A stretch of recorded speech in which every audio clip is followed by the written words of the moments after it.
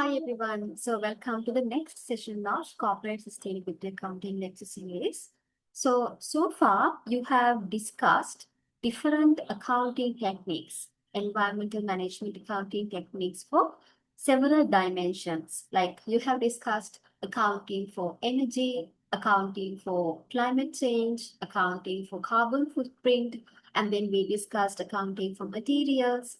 And today's focus is accounting for biodiversity, a very emerging topic, and it is very interesting topic, I would say.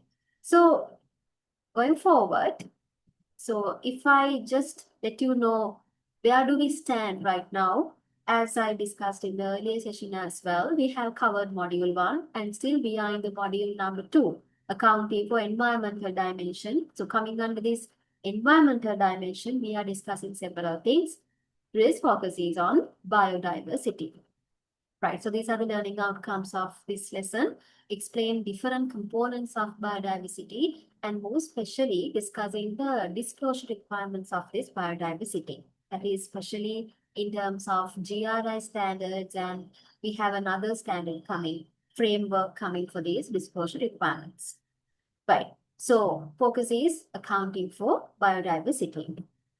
Right, so before starting biodiversity, let me show you a small video clip on biodiversity.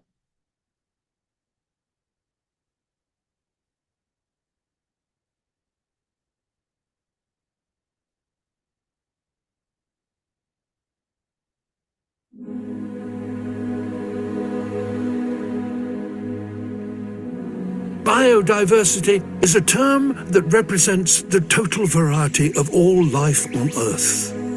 That's a big thing to sum up. Thousands of different wild habitats, millions of different species, billions of different individuals, and the trillions of different characteristics they all have. The total biodiversity of our planet is immense, which is a good thing, because the more biodiversity, the more secure all life on Earth is, including ourselves. Only when life is at its most varied, vigorous, biodiverse, can we hope to thrive. We may not know it, but we need towering forests across 1/3 of the land surface to lock away carbon and keep the climate stable. We need millions of pollinators and billions of soil organisms and megatons of plankton to keep the food we eat in supply. We need strange plants deep in jungles to create our medicines, and coral reefs and mangrove swamps to protect the coasts we depend upon. Our planet's biodiversity provides all the things we need for free. But it will only do so if there's lots of it, and at the moment it's under attack. In the last 50 years, our activities have dramatically reduced biodiversity across the globe. We've snuffed out habitats, reduced populations of wild animals by 60%, and even driven whole species extinct. The number of lions in Africa has dropped by 65%. The number of individual flying insects in Europe has dropped by 75%.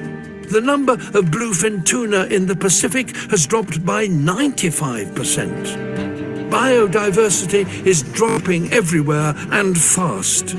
This is catastrophic for nature and therefore ourselves. We talk about climate change a lot, but biodiversity loss is as important an issue. How do we stop this loss of life? How do we ensure that biodiversity, our planet's vital statistic, begins to increase again? In fact, we already know exactly what to do.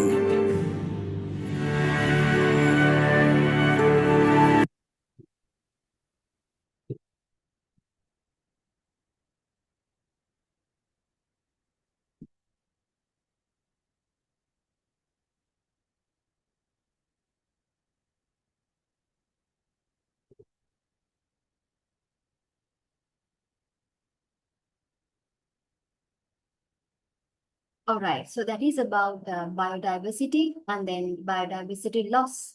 So I think after watching this video clip, you understand biodiversity is something we know, something we all are part of, but something we always forget.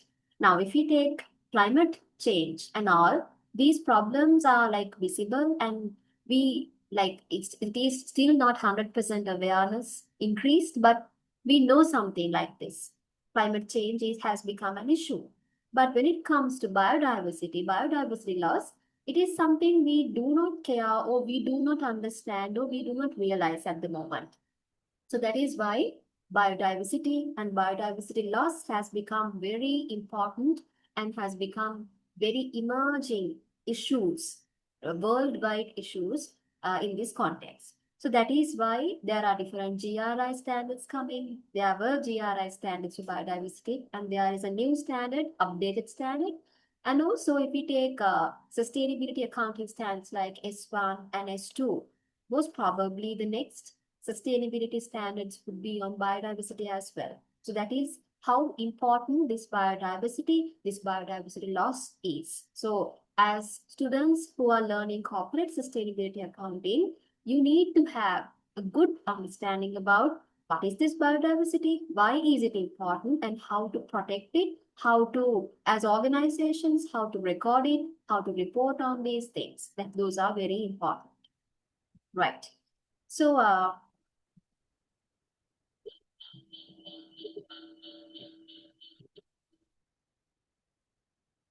if we go back to the slides.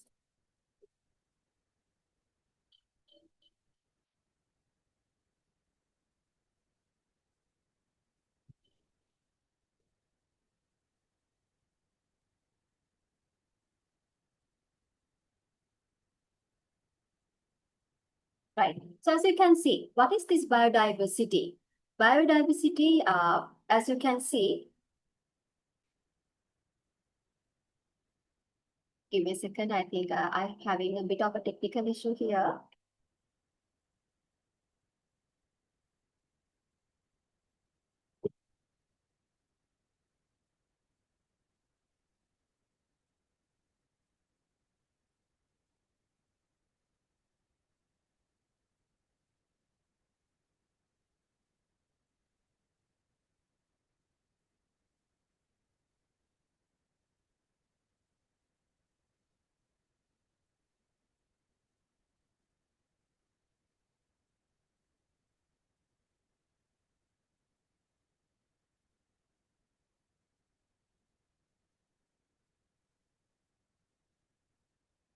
Biological diversity, that means basically diversity of these biological circles. Biological diversity is a variety of life found in a place on Earth, or often we call the total variety of life on Earth. Now, if we take Earth, right, the life on Earth can be varied based on different species, different plants, different genetics, different ecosystems are there. So the variety of life on Earth can be simply considered as the biodiversity. So there are three components, main three components of biodiversity: genetic diversity, species diversity, and ecosystem diversity. So in this diagram, you can see genetic diversity and then species, different animals, different trees, different types are there. If we take one mango tree, different varieties of mango available. So species diversity. And of course, ecosystems. There are deserts, there are rainforest, there are mountains like this, there are sea area. So likewise, coastal areas, different ecosystems are also available on Earth. So this whole diversity can be considered as biodiversity. Now, what do you mean by this biodiversity loss? Now, this is the most important problem now, biodiversity loss. Biodiversity loss is the reduction in the variety of life on Earth. So, if biodiversity is considered as variety of life on Earth, the reduction of that variety can be considered as the biodiversity loss. So, day by day, we are losing this biodiversity, right? Either globally or within specific areas, and is driven by what is the concern? What is the reason? It is driven by human activities like land use change, overexploitation, pollution, maybe invasive species, climate change. So there can be different reasons for this biodiversity loss. Anyway, losing or reducing this variety of life on Earth can be considered as the biodiversity loss. That is the problem. Right now, when we consider disclosure requirements for biodiversity, especially when it comes to organizations, the existing GRI standard for biodiversity would be GRI 304. That is the existing standard. But we are not focusing more on that because there is a new GRI standard coming for biodiversity. That is GRI 101 Biodiversity 2024. But this standard, GRI standard, is effective from 1st January 2026. That is why this is the latest GRI standard for biodiversity. So GRI 101 Biodiversity contains disclosures for organizations, this is important, to report information about their biodiversity related impacts. Biodiversity related impacts and how they manage these impacts. Basically, through this GRI standard, organizations report about their biodiversity related impacts. Now, what do you mean by impact? This is the definition I have taken from the standard itself. Effect the organization has or could have on the economy, on the environment, and people, including on their human rights. So the effect of different business processes, business activities on the economy, environment, and the people. So how this is like, if you can remember the last physical session done by Nuancer, he explained when it comes to GRI, it is outside in or inside out approach. So basically GRI, we talk about what is the impact of the organization on the economy, environment, and the people, inside out. So that impact is discussed, explained, or disclosed through these GRI requirements. So when we take GRI, the standard, GRI 101 standard, there are disclosure requirements can be categorized into 8 categories. As you can see, 101, 1, 2, 3, 4, 5, 6, 7, 8. So there are different topics coming under these. So we will be discussing briefly each of these subsections. So I'm moving to subsection 1, disclosure 101, subsection 1. That is related to policies to hold and reverse biodiversity loss. Hold means stop, like policies to hold and reverse these biodiversity losses. Now, you understand what you mean by biodiversity loss, reduction of the variety of life on Earth. So what are the policies? So first of all, the organization shall describe its policies or commitments to hold and reverse this biodiversity loss. Basically, organizations have to disclose their policies, their commitments they have taken to stop, that means hold, or to reverse these biodiversity losses happening from their organizational activities. And how these are informed by 2050 goals and 2030 targets in the Kunming Montreal Global Biodiversity Framework.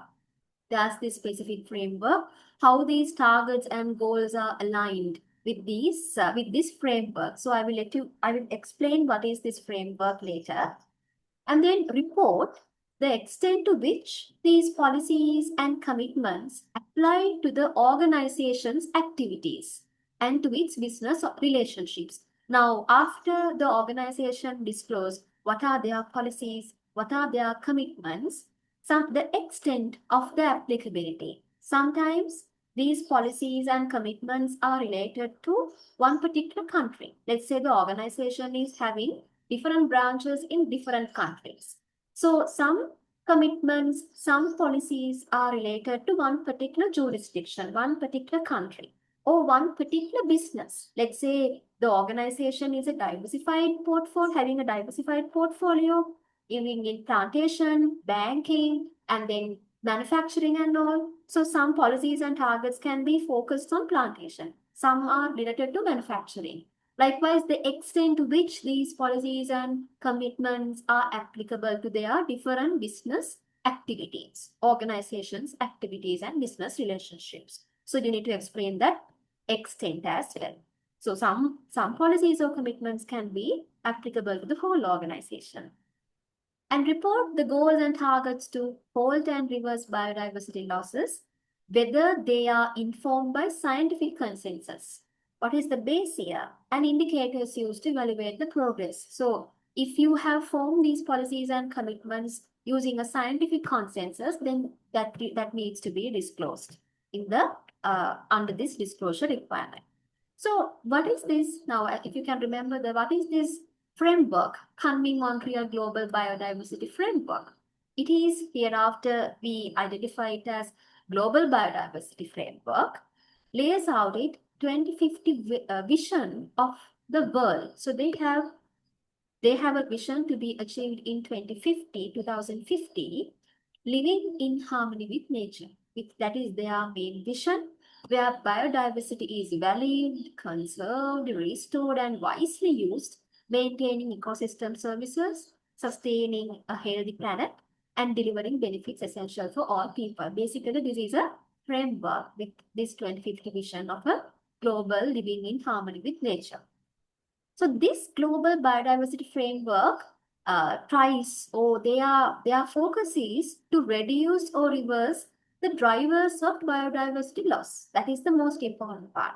So in this framework, they are trying to reduce or reverse the drivers of biodiversity loss. What are the drivers? What are the motivators for this biodiversity loss? So they are trying to reduce or reverse these drivers. So we will be discussing these drivers later in the slides. But remember, this is the focus of this framework.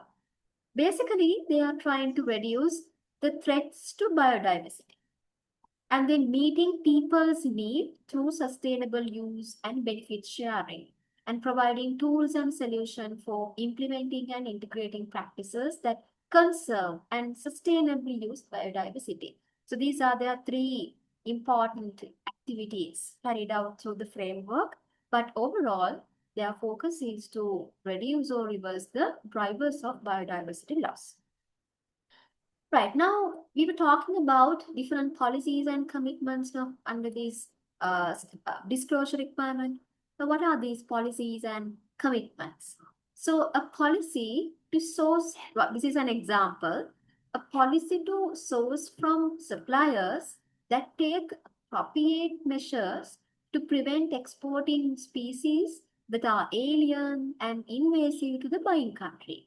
So those can be some policies of an organization and some commitments they have taken towards biodiversity protection. So they are not, the policy is to source from suppliers that take appropriate, suitable measure to prevent exporting alien species to the buying country, right? So if the policies or commitments apply to all of the organization activities, now can you remember I told you organizations have to disclose the extent of their applicability. But if now, in this case, it says if the policies and commitments apply to the organization activities as a whole and business relationships equally, a brief statement of this fact is sufficient to comply with the requirement. So you need to explain that. If the policies or commitments apply to only some of the organizational activities, let's say they apply to entities located in certain countries or to certain subsidiaries or to some part of its business relationships, then the organization should report to which activities and business relationships the policies or commitments apply. This is the point I explained earlier. Applicability, the extent of the applicability should be explained. So you can list down the policies, commitments, and then the extent. Right. So that is disclosure number 1.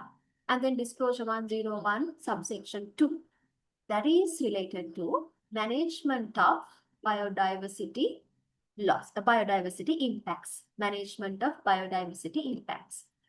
Coming under this, the organization shall report how it applies the mitigation hierarchy by describing 5 segments. Now it talks about a very important thing, which is the mitigation hierarchy. Now, when there are biodiversity impacts, now when the impacts means the impact of the organizational activities on the economy, environment, and the society. So when there are biodiversity related impacts, you need to follow a mitigation strategy. How to mitigate the negative impact on the biodiversity. So in this mitigation hierarchy, organizations need to explain these 5 subsections, sub-elements. Actions taken to avoid negative impacts on biodiversity. Remember, so I have underlined the important words. Actions taken to avoid negative impacts. Actions taken to minimize negative impacts on biodiversity that were not avoided. First priority is avoiding. If you can't avoid, then what are the actions taken to minimize the negative impacts that were not avoided? Third one, actions taken to restore and rehabilitate affected ecosystems, including the goals of the restoration and rehabilitations, and how stakeholders are engaged throughout these actions. Basically, actions taken to restore and rehabilitate the affected ecosystems. What do you mean by ecosystems in Sinhala terms? Parisara paddhati, right? And then the fourth segment, actions taken to offset residual negative impacts on biodiversity. That is the next step. And the last step is transformative actions taken and additional conservation actions taken. So it talks about the mitigation hierarchy. Shall we look at the mitigation hierarchy first and then come back to the balance requirements? Now, this is the mitigation hierarchy, as you can see. There are avoidance. This is the first one. Avoidance. If avoidance is not sufficient, minimize. If avoidance, minimization, both are not sufficient, restore and rehabilitate. And then if all 3 are not, offsetting. So these are the 4 mitigation strategies, and this is the hierarchy it goes. So I'm taking one by one. Mitigation hierarchy. Now, what is this mitigation hierarchy? Organizations are expected to apply this mitigation hierarchy to manage their negative impacts on biodiversity, right? So the first one is the avoidance. You are going to avoid the biodiversity related negative impacts. To anticipate and prevent, basically prevent negative impacts on biodiversity before actions or decisions leading to such impacts are taken, basically avoiding, but preventing. By finding alternative locations. Now, how these negative impacts can be avoided? By finding alternative locations for the activities. Maybe if you are going to locate your factory in an ecosystem, if there can be negative impacts on the ecosystem, sometimes you can find an alternative location for the activity, maybe relocating your site. So you are avoiding the negative impacts that could have on the environment. Maybe changing the time of the activities. Maybe timing activities when they do not interfere with species breeding or migration. So you are changing your plans. You are changing the timing of the activities just to avoid the negative impacts on the environment and environment to the biodiversity. Or by deciding not to undertake activities when they generate irremediable biodiversity losses. If your biodiversity losses cannot be irremediable, then you can deciding not to undertake. So you are stopping the project. So deciding against expanding the site. So you are stopping the expansion of your project because there can be severe negative impacts on the biodiversity. So that is avoidance basically. So organizations are expected to prioritize avoidance as the primary step. That is the most important and step, I would say, because avoidance is better, prevention is better, right? So this is the most important step, avoidance. Let's say you couldn't avoid. So in that case, what is the next step? Minimization. Actions taken to minimize the negative impacts on biodiversity. Aim to reduce the duration. Maybe you have to undertake the project, but you are trying to do it within a very short period. You are not taking the project for years and years. So you are reducing the duration.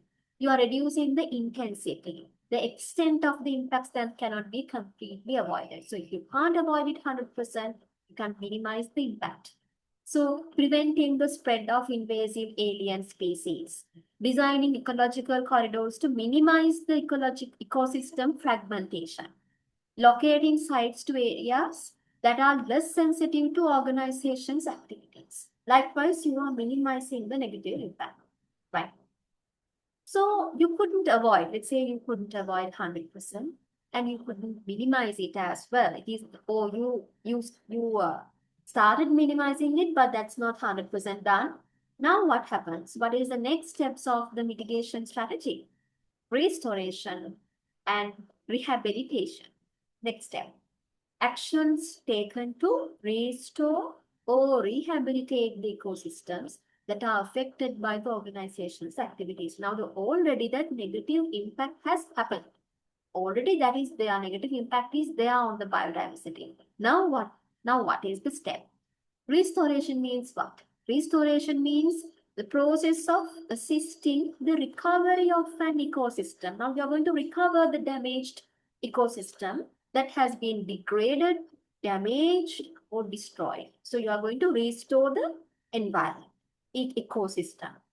Or rehabilitation. What is that?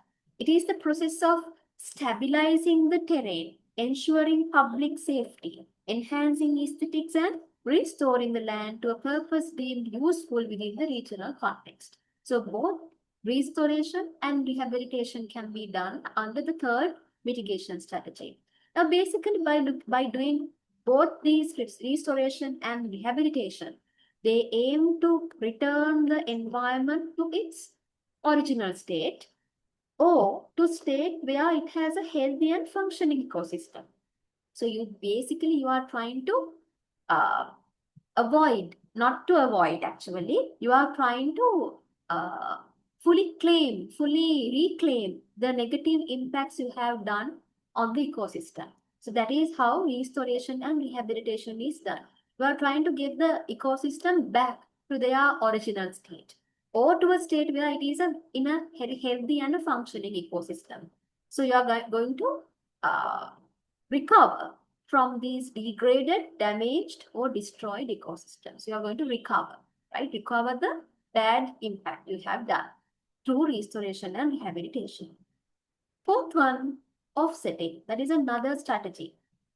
Offsets are management interventions in areas not affected by the organization's activities. Basically, these areas have not been affected by the organization itself, but since as a result of the negative impacts your business operations have done on the ecosystem, let's say your plant is in Muskelia area. So based on as a result of their business operation, as a result of your organization's business operations, there are negative impacts on the ecosystem at Muskelia. But now what you do is you are trying to do some good things, projects on a different area, maybe Gaul, maybe Raktapura, maybe different area, and trying to offset your negative impacts at Muskelia and the positive impacts at Gaul. So you are going to offset.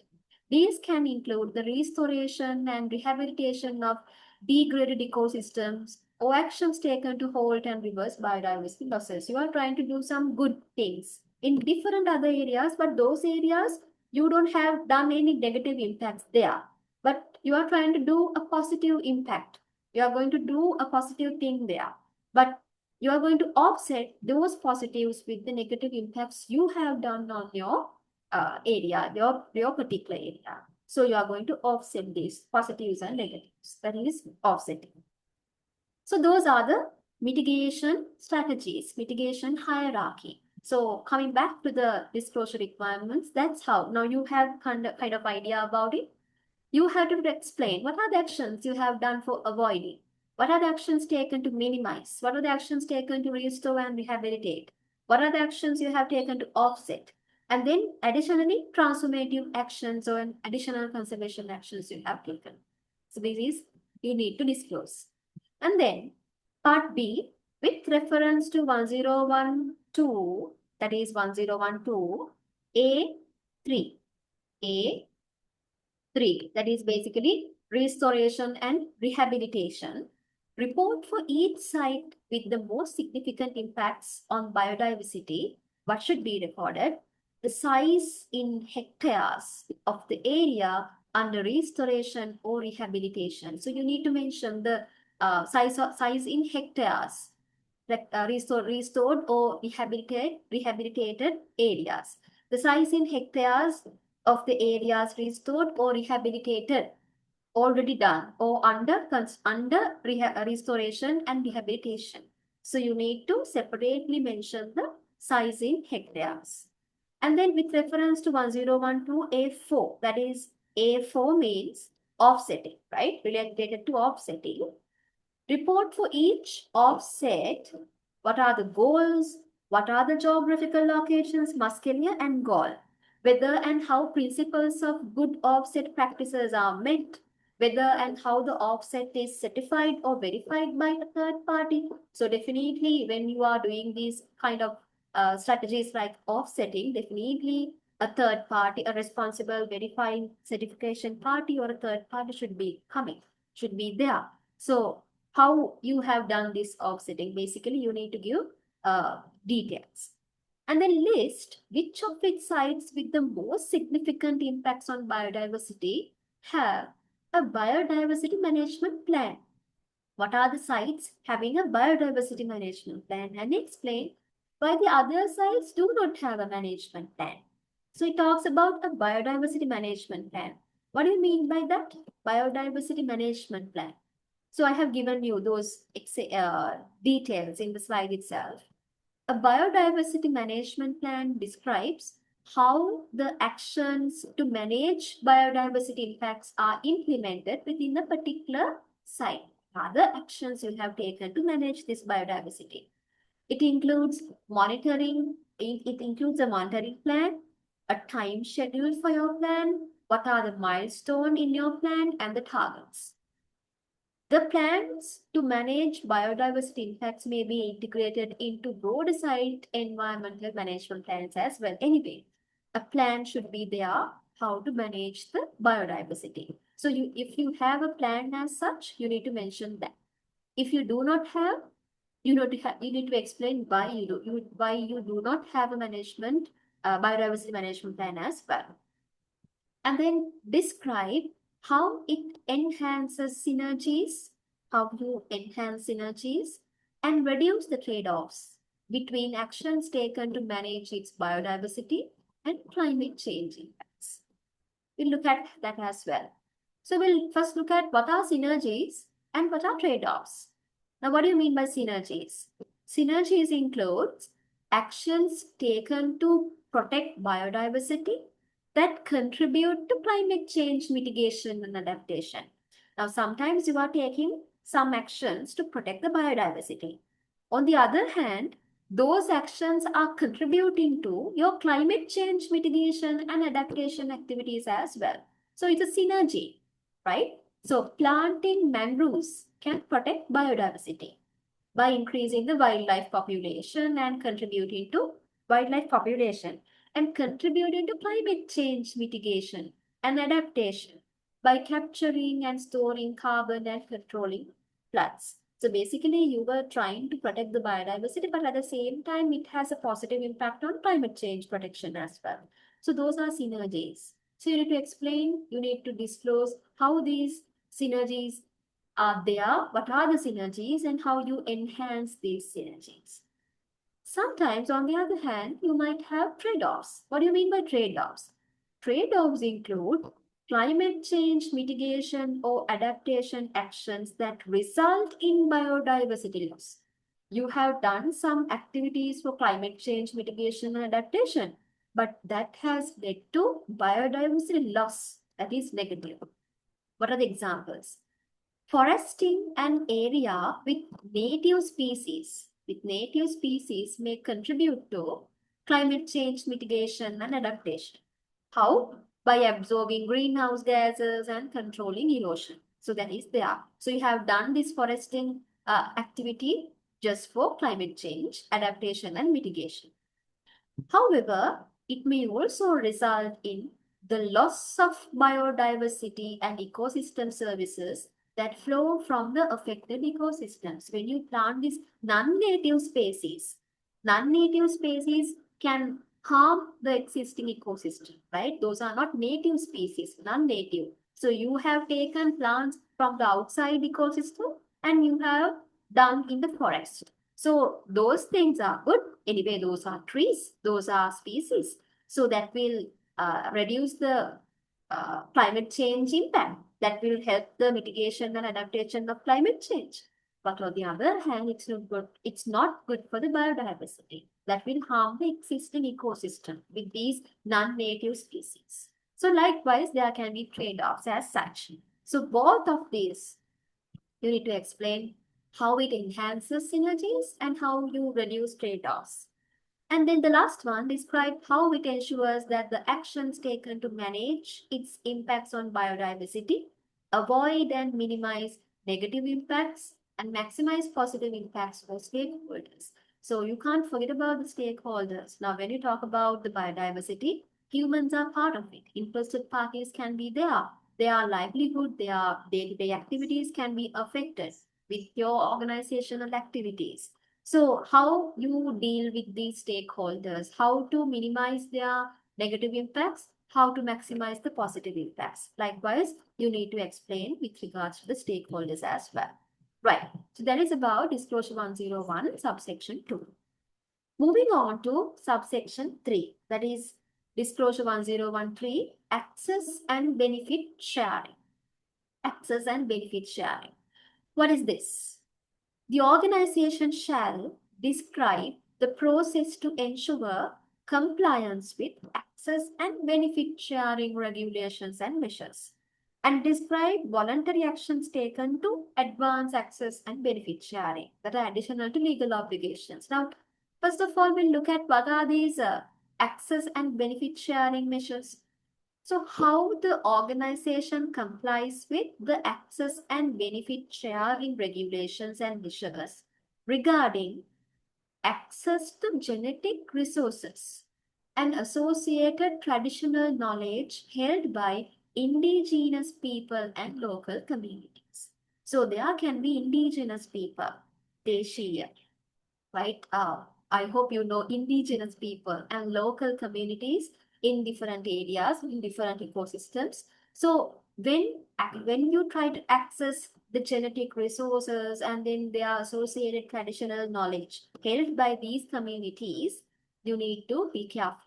So these regulations and measures also establish the rules on fair and equitable benefit sharing.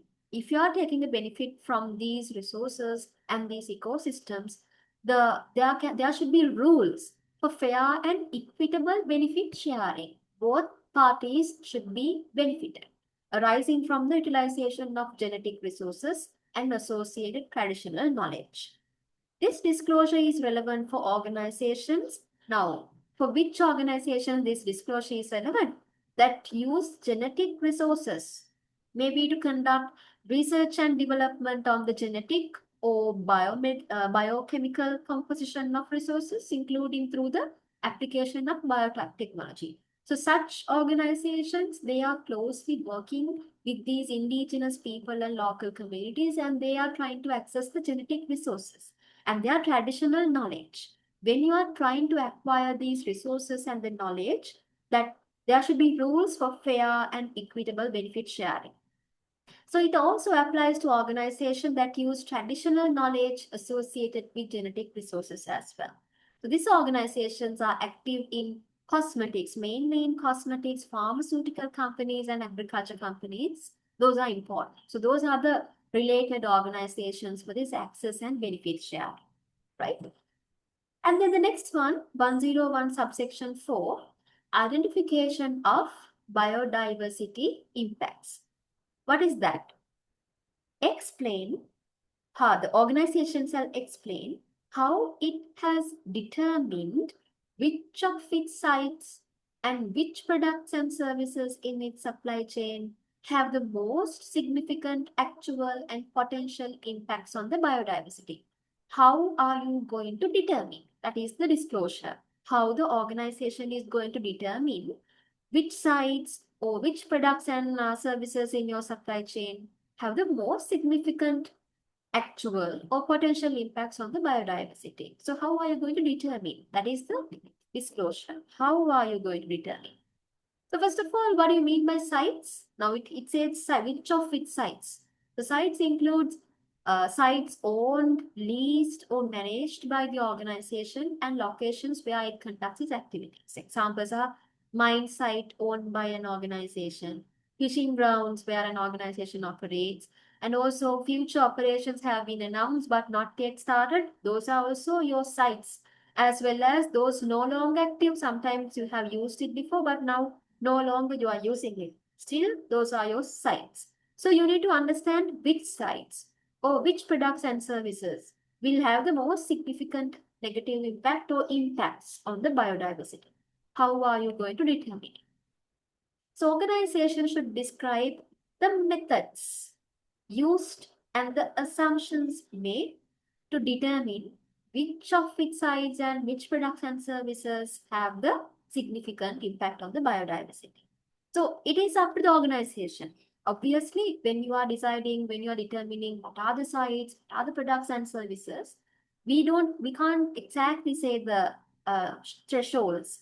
It is up to the organization to set the thresholds. Like, let's say, as an example, the organization can determine that all of its sites have the most significant impact on biodiversity, except for its headquarters, because headquarters is located in Colombo 7. But when you take the plantations, maybe in Muscalia, maybe in other hill country areas, so in those areas, those sites have the most significant impact on the biodiversity. But when it comes to the head office, that location, it is less impact. So likewise, it is up to the organization to decide how to determine the sites and the products and services. And the next one, 101 subsection 5, locations with biodiversity impact. Now, previously in that disclosure, it explained how you determine. Now, in this disclosure, the organization shall report the location and the size in hectares of its sites with the most significant impacts on the biodiversity. Now, in the previous one, you explained how you determine. Now, in this disclosure, you need to report, okay, what are the locations? What is the size in hectares of each site which have the most significant impact on the biodiversity? And then for each site reported under this one, report whether it is in or near an ecologically sensitive area. So those are important. Now, when you list down the sites, you need to now report whether these sites are in or near an ecologically sensitive area. And the distance. If it is near an ecological sensitive area, then what is the distance? And whether these are areas of biodiversity importance. Now, what are these ecologically sensitive areas? Areas of biodiversity importance, having a biodiversity importance. Areas of high ecosystem integrity. Areas of rapid decline in ecosystem integrity. Areas of high physical water risk. Areas important for the delivery of ecosystem services benefits to indigenous people and local communities. Likewise, are you in or near these ecologically sensitive areas? And then report the activities that take place in each site. Now, if you have mentioned the sites, what are the activities you are currently carrying out in these sites? You need to mention that. And then report the products and services in its supply chain with the most significant impact. Now, These are A, B, C are related to sites, no? And then D is related to the products and services. Now, previously you explained how to determine, and then in this disclosure, you explain or you report what are the products and services having the most significant impact on biodiversity. Right. So the organization should use, now when you are, right, when you are explaining, reporting on the location and the size and all, you should use maybe polygon outlines or maps to report on the location. You need to, when you are disclosing this information, you need to show the map on the location of its sites with the most significant impacts. And then the task force on nature-related financial disclosure. You call it TNFD. You will learn this TNFD in the coming slides. Task force on nature-related financial disclosures, TNFD. It defines ecologically sensitive areas. So as we discussed, having biological importance, having high ecosystem integrity, areas of rapid decline in ecosystem integrity, high physical water risks are there, areas important for the delivery of ecosystems for indigenous people. The same definition, right? As you can see, TNFD and GRI has given the same definition. So those are the ecologically sensitive areas. And then if I tell the organization can also report the percentage of sites in or near ecological sensitive areas as well. So if you take the total number of sites, you have 100, let's say 100 sites. And then as a percentage, you are showing number of sites in or near ecologically sensitive areas. Let's say 20. So 20% of your sites are in or near the ecologically sensitive areas. So that is one measure you can understand the importance of protecting biodiversity and all, right? Okay. And now we are moving to 101 subsection 6. Right. So 101 subsection 6. That includes direct drivers of biodiversity loss. Now, if you can remember, in this Kunming Montreal biodiversity framework also, it focuses on the direct drivers of biodiversity loss. So I told you that we will be discussing these drivers for biodiversity loss in the coming slides. So this is where we are going to discuss the drivers of this biodiversity loss. So now in this disclosure, it says the organization shall, for each site reported under 1015A. Now, what is 1015A? 1015A. That those are the locations and the sizes in hectares of each site with the most significant impact. So each site where its activities lead or could lead to land and sea use change. If these sites are related to significant land and sea use change, there's a change of usage of the land and sea. If there are situations like that, the size in hectares of natural ecosystem converted since a cutoff or reference date. And then the size in hectares of land and sea converted from one intensively used or modified ecosystem to another. Basically, if you have using human interventions, if you have changed the use of the land and the sea, you need to mention what are the sizes and how. So where its activities lead to land or sea use changes. And then the second one, for each site reported under 101, where its activities lead or could lead to the exploitation of natural resources. If your activities are related to exploitation of natural resources, report for each wild species harvested, the quantity, the type, and the extinction risk. Let's say if you have harvested wild species, what is the quantity and what is the type? And now, what is the extinction risk of that wild species? And then the water withdrawal and water consumption is in megaliters. So likewise, as you can see, there are different drivers. So I'm going to talk about the drivers. One drive of this biodiversity loss is this land and sea use change. So if you see this driver, for different sites you have identified in the previous disclosure, you need to mention what is the change, what is the size in hectares of that change. Second one is all about exploitation of natural resources. So if you have done exploitation of natural resources in any site you have identified in your organization, you need to explain what are the wild species you have harvested, the risk of. So likewise, I'm not going to go through the disclosure. Now I will explain the 5 drivers. Then I will go back to the disclosures. You will understand clearly.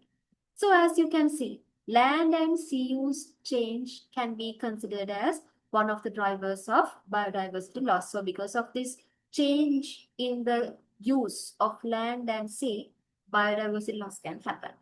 Second one, exploitation of natural resources. Third one, climate change. Fourth, pollution. And then the last one, invasive alien species. So now these two, remember these two are the main drivers of biodiversity loss. Land and sea use change and the exploitation of natural resources. These are the next drivers, next 3 drivers of biodiversity loss. So this disclosure is all about what? This disclosure is all about these 5 drivers, 5 biodiversity loss drivers. First and the second one, you know. See, for each site reported under 10158, where its activities lead or could lead to pollution. Report the quantity and the type of each pollutant generated. So if your sites have been polluted, you need to disclose about that. For each site reported under 1015A, where its activities lead or could lead to the introduction of invasive alien species. Describe how invasive alien species are and may be introduced. How these alien species have introduced into your site.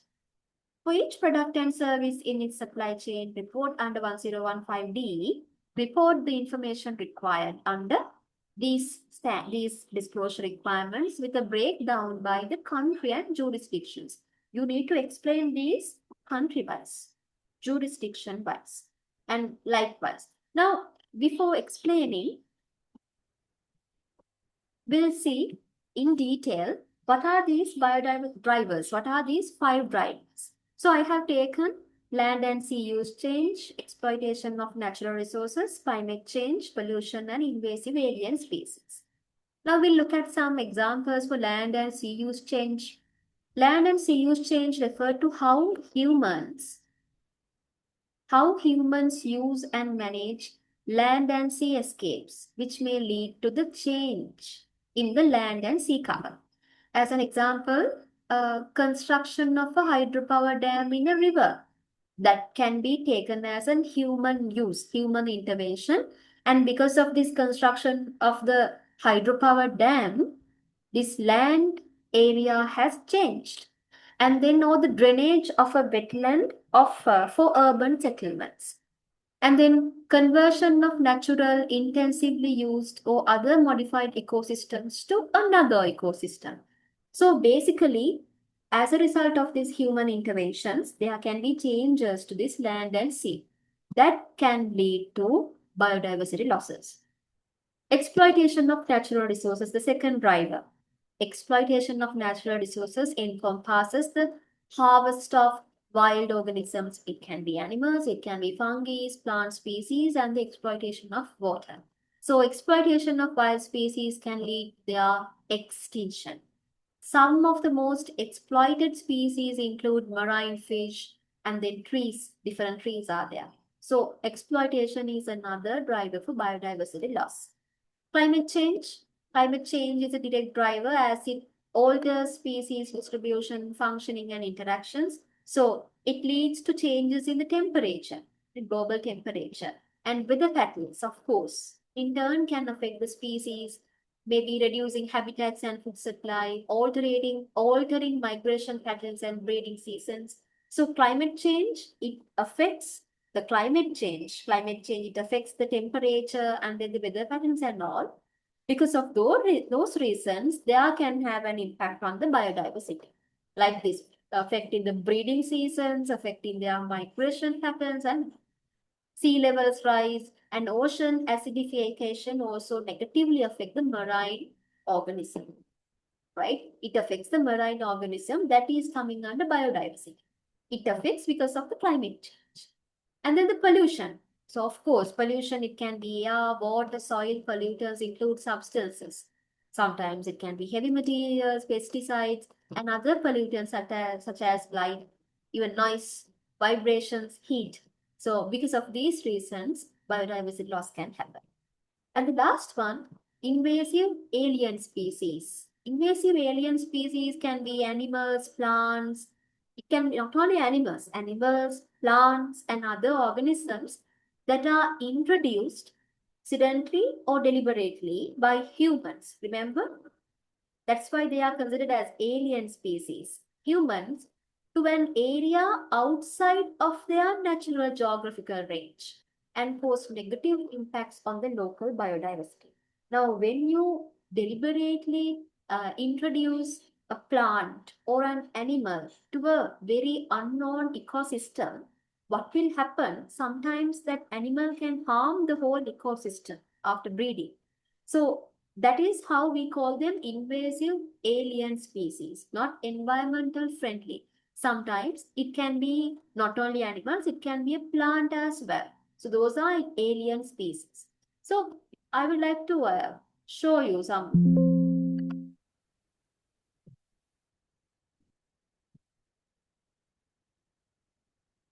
We'll see whether it's working. See, examples of invasive alien species. Now, native to the Caspian and Black Seas, I'm not reading the scientific names here. Zebra mussels affect fisheries, right? Likewise. And then I saw this one. Deadly new disease organisms such as avian influenza A attack humans and animals in both temperature and tropical countries. Aquatic invasive species have done serious damage. A unique approach using music as a medium to help prevent the spread of aquatic invasive species in lakes and rivers is being used in USA. Likewise, different things. So these scientific names they have given, what are the species introduced by humans, but it have caused negative impact on the biodiversity. That's why we call them invasive alien species. So these are the pictures, right? These are some pictures. Okay.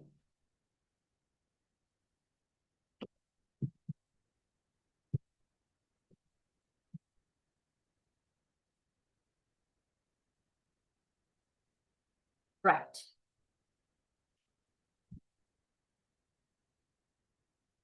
Let me go back to the slides. All right. So these are the 5 drivers of biodiversity loss. So about these 5 drivers of biodiversity loss, you need to disclose under 101 subsection 6. Right. Next one, 101 subsection 7, that is changes to the state of biodiversity. What is included there? The organization shall, for each site reported under 1015A, report the following information on affected or potentially affected ecosystems. If you have ecosystems affected or potentially affected, you need to explain these information. What is the ecosystem type? Whether it is a desert, whether it is a rainforest, likewise. And then the ecosystem size in hectares for the base year. You select a base year, and at that base year, what is the size? And then ecosystem condition for the base year and the current reporting period. Basically, you have information available for the base year, and then for each and every reporting period, you explain the current condition, ecosystem condition. And then by reporting this information for the base year and the current reporting period, the organization provides information about ecosystems overall health over time. So that is how you are going to identify the changes to the state of biodiversity. So you have information for the base year, and for each reporting period, you explain the state. So you can identify the changes happening over the period. And then next one, 10158, ecosystem services. That is the last one. Organization shall, for each site recorded under 1015A. Now, can you remember 1015A? These locations and the sizes of the more significant impacts on biodiversity sites. So, when you have these sites, list the ecosystem services and beneficiaries affected or potentially affected by the organization activities. So, what are the services offered by these ecosystems and who are the beneficiaries affected? See, these are the services. Ecosystem services occur through an ecosystem's normal functioning. Now, these services, they are not providing specially, but in the existence of the ecosystems, it is providing different services through the normal functioning and can fall into one or more of the following categories. What are these service categories? Maybe provisioning services, sometimes benefits extracted or harvested from ecosystems. Like examples, timber in a forest. So the forest timber can be taken. Fresh water from a river. Subsistence hunting. So those are provisioning services for different beneficiaries. And then regulating and maintenance services. Maintaining environmental conditions beneficial to people. As an example, role of forest in preventing soil erosion. Because the forest is there as a result of the existence of the forest, soil erosion can be prevented. So, maintenance service, right? And then cultural services also can be there through the ecosystem. Recreational value of a forest and the cultural importance of a heritage landscape for a local community. So, those are the three different service types provided by ecosystem. Providing means not intentionally, but through the normal functioning of this ecosystem. Right. So those are the GRI-based disclosures related to biodiversity using GRI 101 Biodiversity 2024 standard. So now I'm showing you some annual report extracts I have taken from Talawakale Plantation Annual Report 2024-2025, which is the latest annual report, and I have given you page numbers as well. So if you want to read more, you can go to these pages and have a good understanding. So I told you now this GRI 101 is applicable from 2026 January 1st onwards. But as an early adopter, this Talawakale Plantation has given some most information available in these GRI requirements. So in this page, like biodiversity related metrics, they have given a table. What are the dependencies? What are the impacts? What are the risks and opportunities and all? What are the area under active ecosystem restoration? Can you remember? If you are using restoration and rehabilitation, what are the sizes in hectares under restoration and rehabilitation or restored or rehabilitated? So they have given what are the in hectares, what is the current performance, likewise, 62 hectares. And then revenue from certified sustainable or natural resource nature positive tea. Likewise, different other things are also there. Likewise, they have given the restoration details. Ecosystem conservation and biodiversity restoration. See, 62 hectares, their area restored. They have planted trees like this. The number is given. They have invested this much on environmental initiatives. And see, this Talawakale estate plantations approach to nature positive by 2030 and full recovery. I think they are their strategy on this. So they have a strategy, they have a business policy, zero net loss of nature from our base year of 2020. So they have identified a base year and they are planned for the future. And then net positive by 2030, full recovery by 2050. Likewise, they have their goals implemented, right? And then policies to halt and reverse biodiversity loss and nature conservation. So it says, if I just read few slides, in 2024, TTE went beyond mainstream efforts to unveil its major positive business policy. That is their business policy in 2024 to formally declare its commitment to halting and reversing nature loss, biodiversity loss. Mapped again the Kunming Montreal Global Biodiversity Framework. Now, can you remember that framework? It was there given in the GRI. Our nature positive policy aims for zero net loss of nature from our 2020 baseline and strives for a net positive impact by 2030 through transformative regenerative agricultural and regenerative business practices. Likewise, they have given the details. What is their nature ecosystem conservation and biodiversity management? I am not going to explain all these details, but they have explained. And then, see, their mitigation hierarchy, how they have used avoidance, how they have used minimization, how restoration and rehabilitation has happened. So we strictly avoid forest land conversion and activities such as hunting, capturing, or trafficking of wildlife are prohibited across all estates. So they prohibit, they prevent, they avoid these things. What do they minimize? We regularly conduct environmental audits and ecological surveys to monitor our impact. We maintain an inventory of 130 faunal species along with 31 floral species and adjust estate operations based on scientific data. And so they are going to reduce their impact. They are going to minimize their impact through what? Environmental audits and ecological surveys. How do they engage in restoration and rehabilitation? We engage in proactive conservation and restoration measures in degraded areas with goals focused on ecosystem recovery and protection. Most of the time, restoration happens after the project. So the damage is already there, damage is done. Now you are going to restore and rehabilitate. So they are going to local community involvement, awareness campaigns, and education initiatives to support the ongoing restoration like this.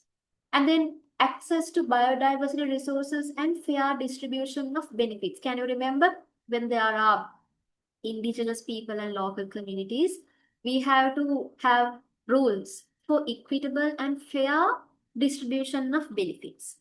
Currently, Sri Lanka does not have a specific national regulation on access and benefit sharing, ABS. And Thalavakaleti estate does not engage in research or commercial activities involving the genetic or biochemical composition of resources.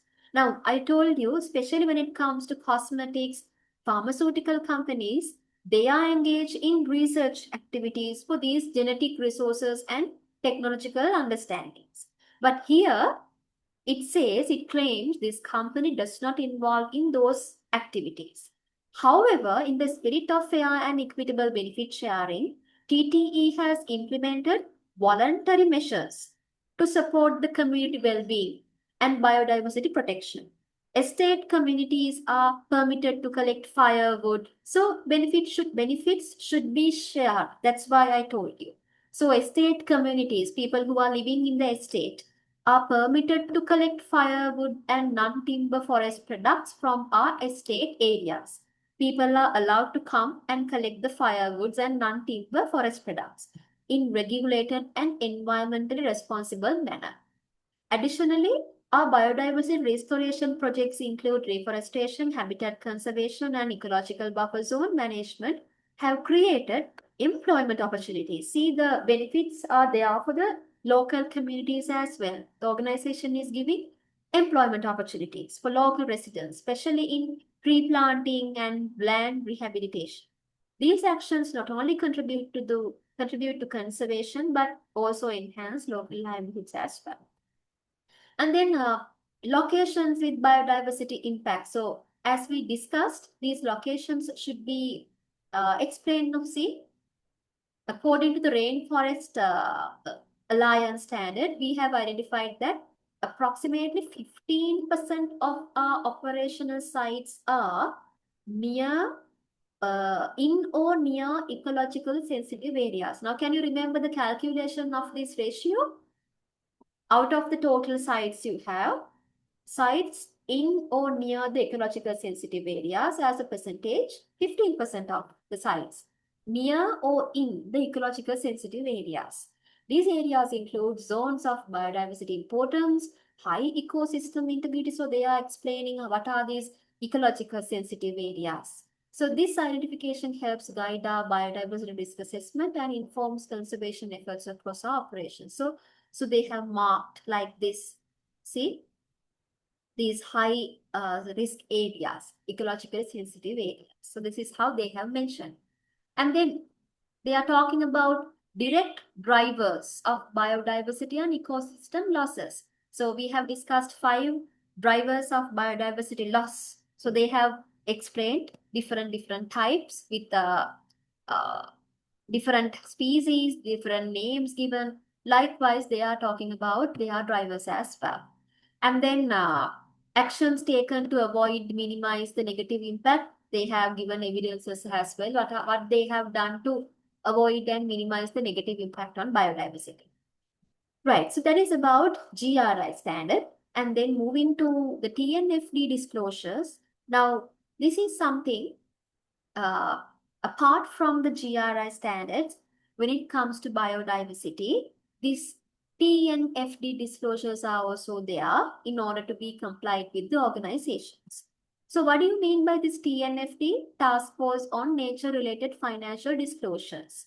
It is actually a market-led, science-based, government-supporting global initiative, and it directly relates to biodiversity because it talks about the nature, but in a different perspective, but in a finance risk reporting context. So GRI, it talks about the impacts of the organization on the environment, economy, and the people.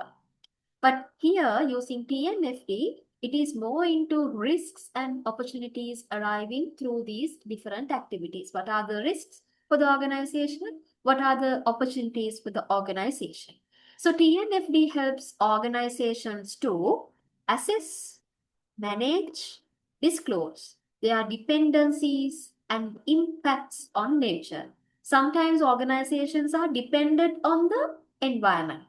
Sometimes organizations have impacts on the nature. So both should be discussed, which includes biodiversity, ecosystem, and ecosystem services. So remember, these TNFD disclosures, they talk about risks and opportunities linked to different biodiversity elements, maybe land use, maybe water, species diversity, ecosystem conditions, and different services provided by nature. And one important thing you need to remember, now we are talking about GRI as well as we are talking about TNFD. All the disclosures in GRI 101, the standard we discussed, they are reflected in TNFD recommendations. So even though these are 2 sets of disclosure steps, disclosure requirements, whatever included in biodiversity GRI 101 standard, that is included, that is covered in TNFD. And also, all of the TNFD recommendations are reflected in GRI standards as well, except for those exclusively covering nature-related risk and opportunities. What is missing? TNFD specifically talks about risks and opportunities the organization is having. So that is not covered in GRI, right? Apart from that, almost the same. So I have given you the TNFD website and an article related to comparing this GRI and TNFD requirements. So very important aspect you need to understand under this TNFD is the LEAP approach. LEAP approach. So what do you mean by this LEAP approach given in TNFD? It is actually a management framework. And to help organizations to understand and manage their relationships with the nature. This LEAP, that stands for L stands for locate. E stands for evaluate. A stands for assess. And the last P stands for prepare. So basically, you locate, and then the organization can evaluate, assess, and then prepare. That is how LEAP has been named. It is a structured 4-phase process to identify dependencies where organizations depend on the nature, and impacts of the organization on nature, and assess risks and opportunities and prepare the strategic changes and reporting on those issues. So basically, first of all, we are locating and then we are evaluating what are the dependencies and impacts, and then we are assessing the risks and opportunities, and finally we are preparing to respond and report. So this is the LEAP approach. So organizations can adopt this LEAP approach when they are explaining their risks and opportunities coming under TNFD. So I have given you in detail steps coming under this LEAP approach, like locate, evaluate, assess, and prepare. So coming under locating, span of the business model. So what are our organization activities? First of all, you need to understand. And then which of these sectors, value chains, and direct operations are associated with potentially moderate and high dependencies and impacts. Likewise, you locate what are the issues. And then you evaluate your dependencies and the impacts. Finally, you assess what are the risks generating, what are the opportunities available, right? And then you prepare what are the strategies, how are you going to set the targets, how do you do reporting, where this is where TNFD disclosures are coming to play when it comes to reporting, and how are you going to present it. So this is how the LEAP approach is working. And I have given you one example as well. I have taken a tea plantation company in Sri Lanka, and for each step, I have given you the different steps to be covered coming on the LEAP approach. So I'm planning to discuss this example in the physical class when we physically do the lecture. So I hope through this recording you have some kind of understanding about biodiversity loss, and then the GRI requirements, and then of course the TNFD requirements, disclosure requirements, and understand what are the things you need to briefly, basically you need to report under disclosures for biodiversity. So right, so with that I'm winding up this recording as well. So we will be meeting physically in the next class, and I'm hoping to discuss accounting for material as well as accounting for biodiversity in that physical class. I hope you will go through the recording and come for the session. Thank you.